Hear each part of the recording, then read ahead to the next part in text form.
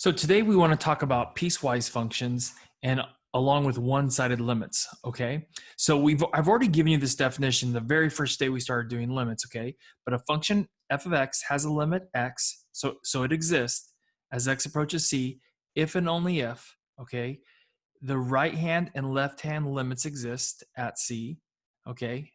And they're equal, right? So this one is true. It's equal to this number L if and only if x is approaching c from the right and x is approaching c from the left of f of x, and they're both equal to the same thing, which they are here, okay? So that's the big idea. That is the big idea, okay? I want to talk about a special function that's called the greatest integer function. And I really didn't go over this one with you guys last year. And I wait for it for now, okay? It's a little bit complicated to understand. Please understand, this is really about piecewise functions. So I want you to understand piecewise functions. This greatest integer function is just something that's going to help us to understand another concept within the next week or so. So I kind of want to introduce it just to show you this, okay? And explain what it does, okay? So what the greatest integer function is, in our calculator, it will be int of x, okay? And in math symbols, we use, it's kind of like a half bracket, okay, with just the bottom part, okay? Some people also call this the floor function or flooring function because it takes you to the next integer that's lower than the one you have, okay? So it's this, and it's kind of weird because it has the word greatest. It's the greatest integer that's less than or equal to x. So if you put a number in, it's going to give you back an integer, and it's going to be the largest one that's just less than x. So for instance, the greatest integer of 4.5, well, what's the biggest integer that's less than that? And it would be 4. Okay. What's the greatest integer of 3.7? Well, it would be 3. Okay. So basically, from the number, because it has to be the greatest one, you're going to the next integer that's to the left of it. Okay, so 4.5, the integer that's to the left of that would be 4. 3.7, 3. Maybe that helps for some of you, okay? The greatest integer of 0.62. What's the greatest integer that's less than or equal to that? Well, to the left, right? It'd be 0, okay? And then let's do some negatives. So the greatest integer function of negative 3.5. Okay, now negative 3.5, what's the greatest integer that's less than or equal to it? So because we have to be the greatest one that's less than it, we're going to have to go to the left of it, right? So this would actually be negative 4. And the greatest integer function of, let's say, negative 6.7, and that would be negative 7. Because negative 6.7, we got to go to the left. To the left of negative 6.7 is negative 7. Okay? The graph of this function is very unique. Okay? It's called a stair-step function, okay, or a step function. And we'll look at that next.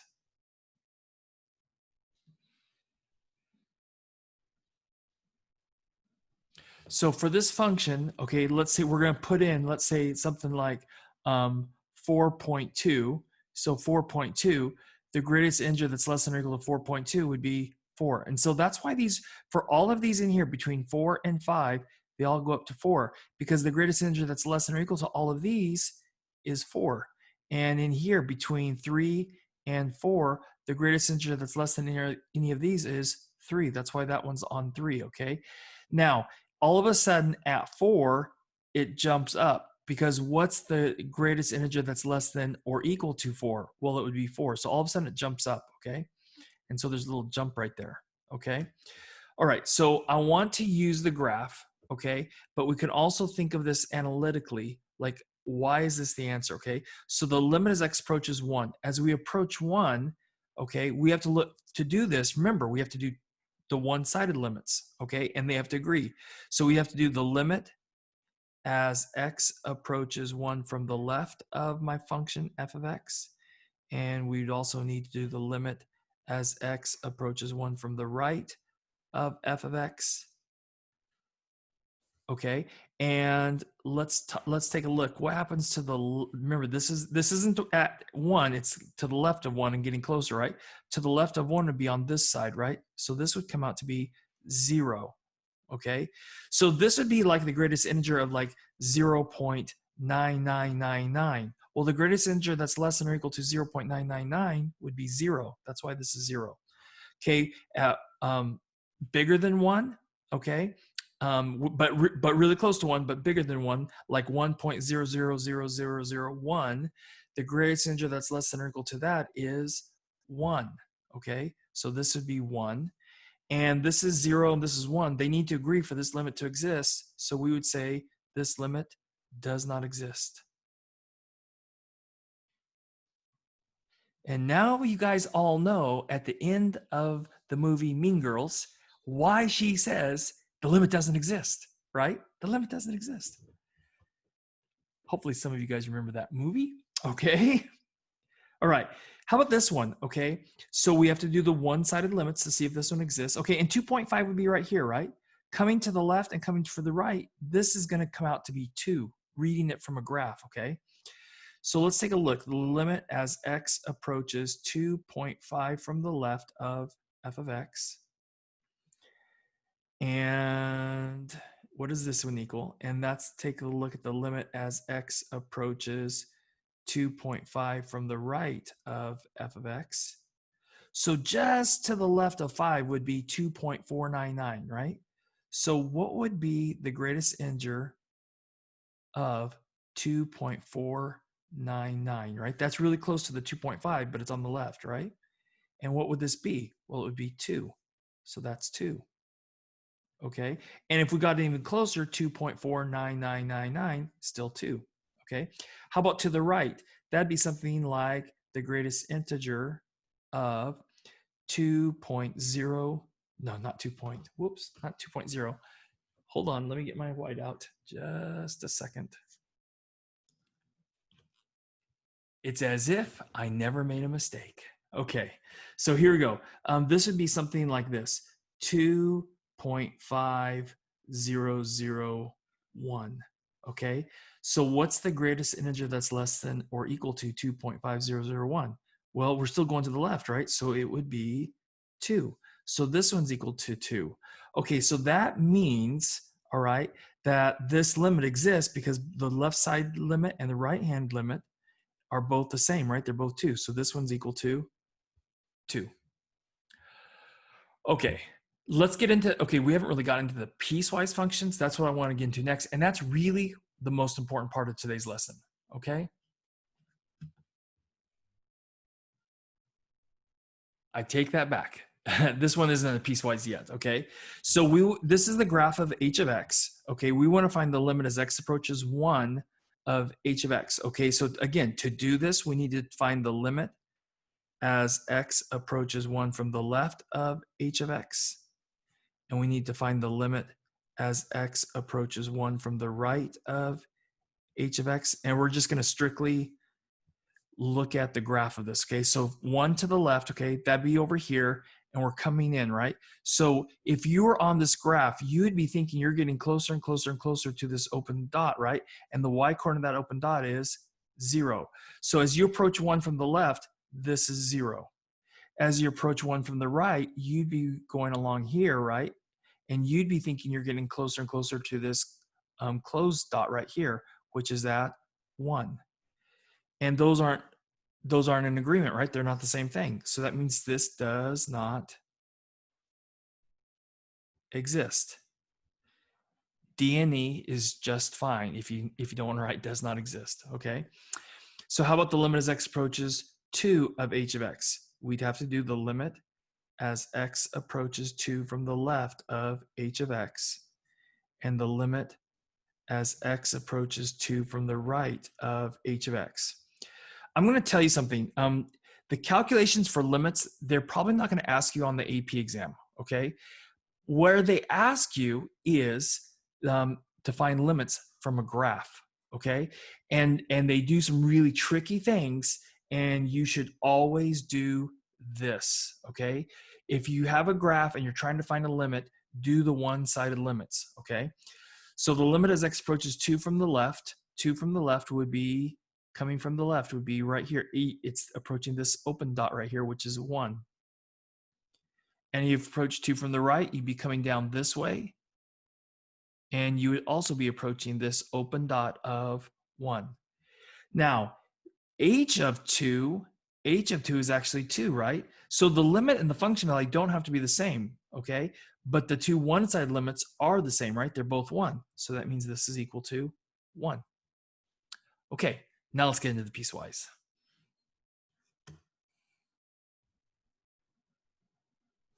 So I want to look at this problem. This is a piecewise function, okay? It's g of x, and I want to look at it two different ways. I want to look at it from the graphical standpoint, okay? How do you find the limit from a graph? And then confirm that, okay, and show you how we can do it if we don't have the graph, okay? So remember what a piecewise function means, okay? It's g of x. It's made up of two pieces. This is a line, okay, that has no breaks in it. And this right here, negative x squared plus 4, that's a parabola, right? And a parabola has no breaks in it. So either one of these, you don't have a break, right? But, okay, there is a break in the graph because we have x is less than or equal to 0. So we use this when x is negative or 0, okay? We're going to use this one when our x's are positive. X's that are greater than 0 describes x's that are positive, okay? All right, so what I want to do is find the limit as x approaches 0, okay, of g of x. And that's how we'd write it. We want to find the limit as x approaches 0 of g of x. Okay, to do that, once again, we have to do the one-sided limits, right? The limit as x approaches 0 from the left of g of x, and the limit as x approaches 0 from the right of g of x. Okay, so what is this one equal to? Okay, so from the left, we'd be right here is x equals 0. We're going to be on the graph to the left of it. And as we go right from the left and approaching 0, we're on this line and we're getting closer and closer to this closed dot, which is a y value of 2. So from the left, this is 2. How about from the right of 0? So right of 0 would be to the right over here, somewhere on the graph. We'd be going towards 0, and our y's are getting closer and closer to this open dot, which is at 4. Well, those aren't the same, right? So that means this does not exist, or D and E. Okay.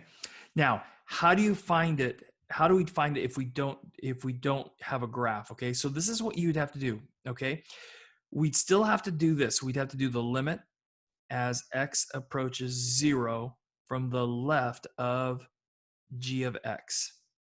Okay, but when x is to the left of 0, right? When x is to the left of 0, that would be these x's right here, right? And so we would need to put this into x plus 2. So this would be x plus 2. We have to have a limit, sorry. The limit as x approaches 0 from the left of x plus 2. So that we're going to use that piece because our x's are to the left of 0, which this inequality is describing x's that are to the left of 0, okay? And what we can do is this is the number 0, so we can do direct substitution. So this would be 0 plus 2. This should look like a parenthesis. 0 plus 2. So that would come out to be 2. See, that's what we got here too, huh? So see, what we did analytically here, we confirmed it also graphically, okay? So we also need to do this one, the limit as x approaches 0 from the right of g of x. That would be the limit as x approaches 0 from the right. As you approach 0 from the right, that would mean x's that are bigger than 0, right? So that would be using this one, okay? So it would be parentheses negative x squared plus 4. If we put 0 in here, 0 squared is 0. No such thing as negative 0, so that's 0 plus 4. So this would give you 4. Same thing we got here, right? This is looking at it from the graph. This is looking at it from analytically how we could do it, okay? So these are different, right? So that means this one does not exist. Okay, so let's do a next one that's just purely analytical. Okay, so for this next one, f of x is equal to negative x minus 3 when x is less than or equal to negative 1, and negative 2x minus 5 when x is greater than negative 1. And we want to find the limit as x approaches this negative 1, okay? So to do that, we need to do the one-sided limit. So the limit as x approaches negative 1 from the left of f of x, right? And we don't have a graph, so we're going to have to do this analytically. Okay, so to the left of negative 1, that would be less than negative 1. That'd be this one right here, okay? So this is equivalent to the limit as x approaches negative 1 from the left of negative x minus 3. And so we're going to put this number negative 1 that we're getting closer to the left right in here. So this would be negative of negative 1 minus 3. So that'd be negative of negative 1, which would be positive 1 minus 3. So that would give you a value of negative 2. How about the limit as x approaches negative 1 from the right of f of x? So this would equal the limit as x approaches negative 1 from the right. Okay, so from the right of negative 1, that would be describing these, right? So we're going to use this piece, negative 2x minus 5. Okay, so we're going to plug negative 1 in here, so that'd be negative 2 times negative 1 minus 5. That would be 2 minus 5, and that would give you negative 3. Those aren't the same, right? So what this means is that the limit as x approaches negative 1 of f of x does not exist. Okay?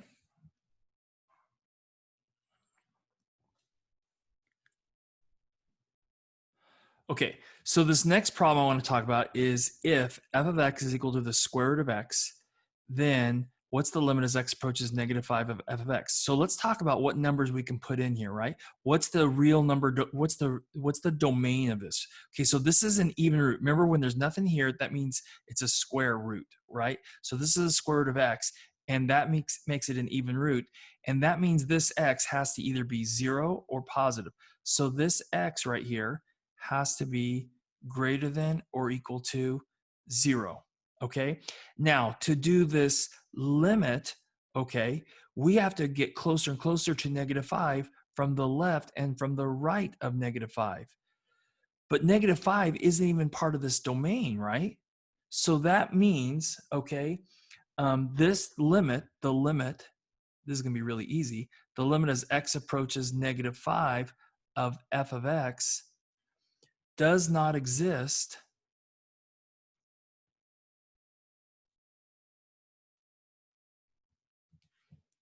okay, because all of the, basically it's this, all of the x values really close to negative 5, we can't even put into the function, right? It's not part of the domain. So we could say something like this: does not exist because f of negative 5 does not exist, and the domain of f of x is x is greater than or equal to 0. Okay? So we can't find this limit because the function value doesn't even exist at negative 5. Okay? All right, how about this next one? Okay, so g of x is equal to 1 over x. Okay, so remember, this x right here is the denominator. X, that denominator can never be 0. It can be anything else, right? So what we could say is the limit, and this should be g of x.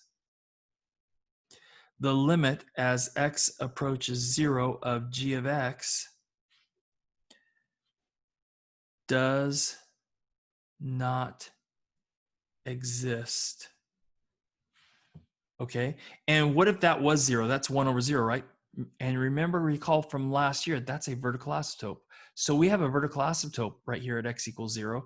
And so our graph is either shooting up or shooting down on either side of 0. Okay, all right? So you got to realize that too.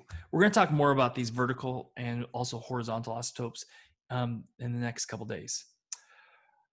All right, you guys, I think that's it.